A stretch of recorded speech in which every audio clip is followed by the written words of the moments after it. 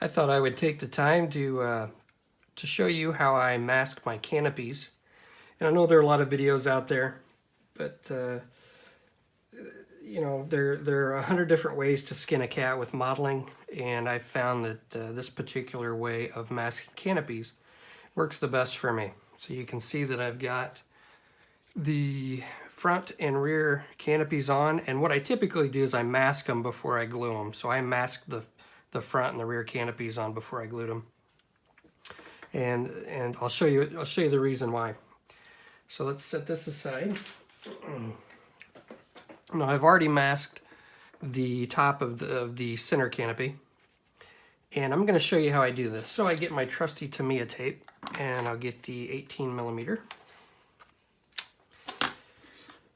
And rather than try to line up the tape along one edge, in most cases, sometimes I do that, but the edges of this tape aren't exactly perfect. So what I found, if possible, what's best to do is I'll lay the tape down right on the glass. And hopefully we can see this. But when you do that, it's going to create air bubbles if you don't do this a certain way. So what I do is I press it down on the center of the glass, and then I'll come over and I'll press it down on the center of the glass over here. So you can kind of see where it's pressed down, but there are all kinds of air bubbles around the edges. And I'm going to want to define those edges. So let's zoom in a little bit. Hopefully I can keep this on camera. So what I'm going to do is I'm going to take a toothpick, and this particular toothpick I shaved off to make a good point. So what I'm going to do is I'm going to start at the center, and I'm going to start burnishing down until I get to that edge. And the toothpick's going to stop right at that raised edge where the frame of the canopy is going to be. I'm going to do that all the way around. So basically what I'm doing is I'm getting the air bubbles out, and I'm burnishing it down all the way to the edge of the canopy frame.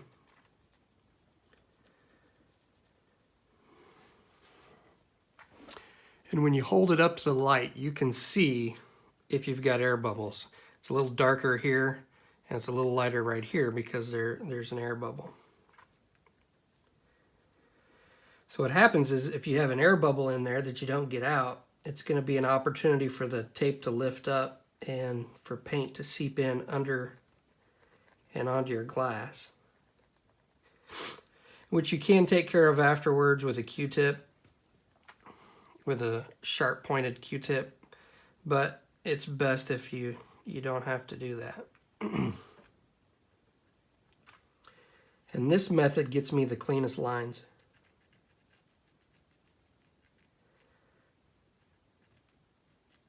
Okay. And because I've got my toothpick nice and sharp, I can really get in there. Now I don't want to press too hard because it'll rip that tape, but I do want to get it nice and clean. Do the same thing on the other side.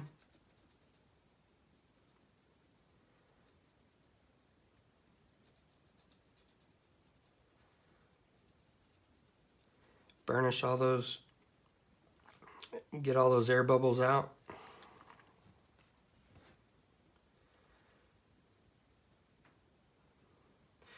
And what would happen if you start to burnish down over here, right along the frame, there's still going to be some air bubbles inside, in between the frame and the other frame, and you don't want that.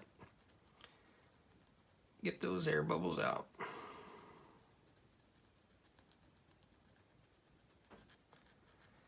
Squeeze them out of that edge.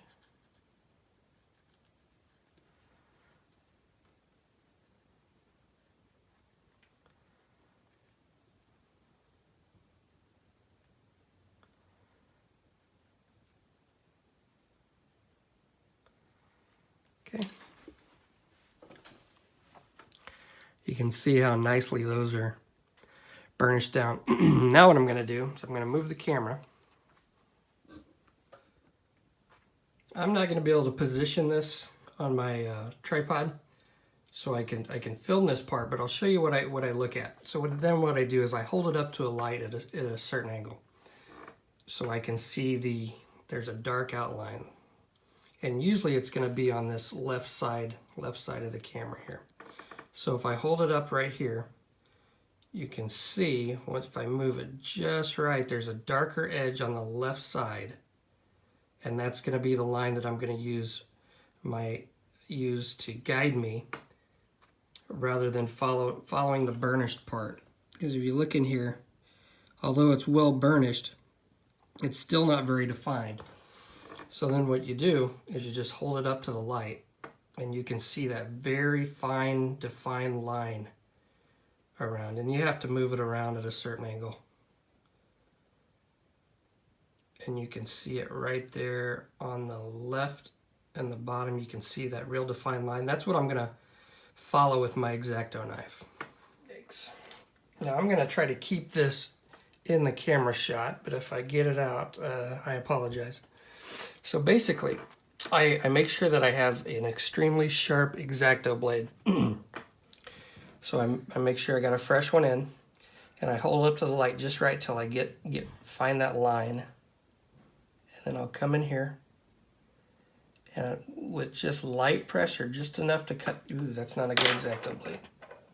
I put a new one in, but the blade's not very good. Find that line. Get it different.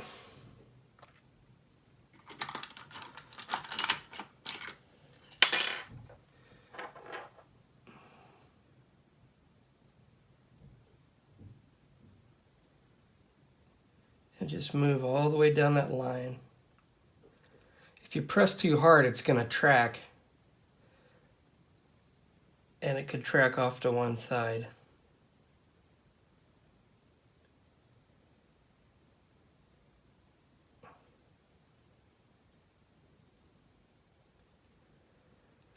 Okay. Come over here and find my line, move the canopy just enough to where I can find that line.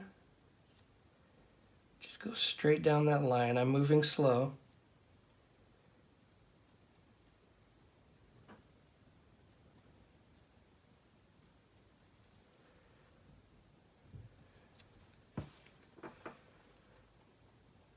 Okay, there it is.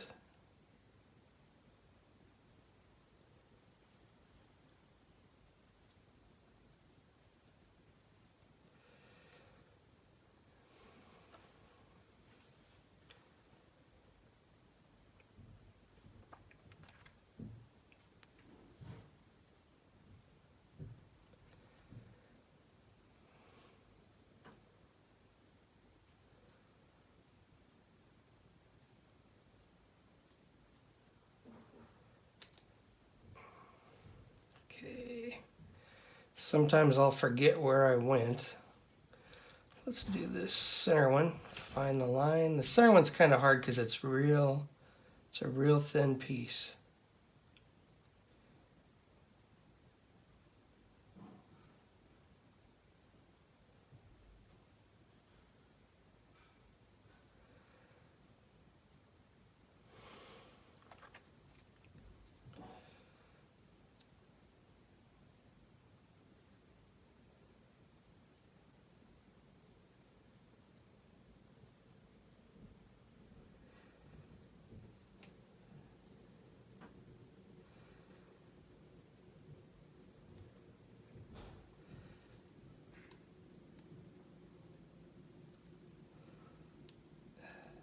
Get that top one.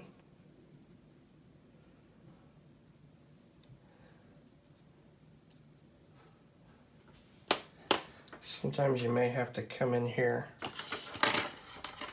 and cut the corners, because sometimes the corners you don't get cut exactly or cut all the way through.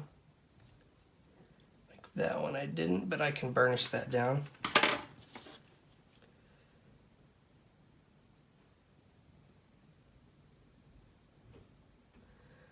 come back and carefully burnish down the edges. Now I've got a spot up here where my toothpick is, where I start off with that X-Acto blade that was kind of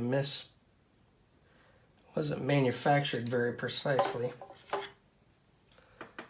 It kind of tracked off a little bit.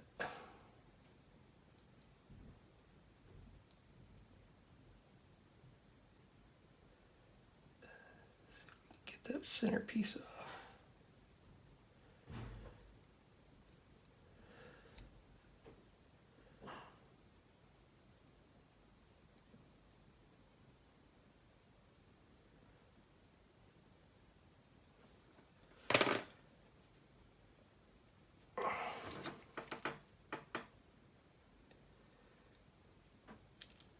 Okay. And let's see if we can get it into focus. Let's move the camera down.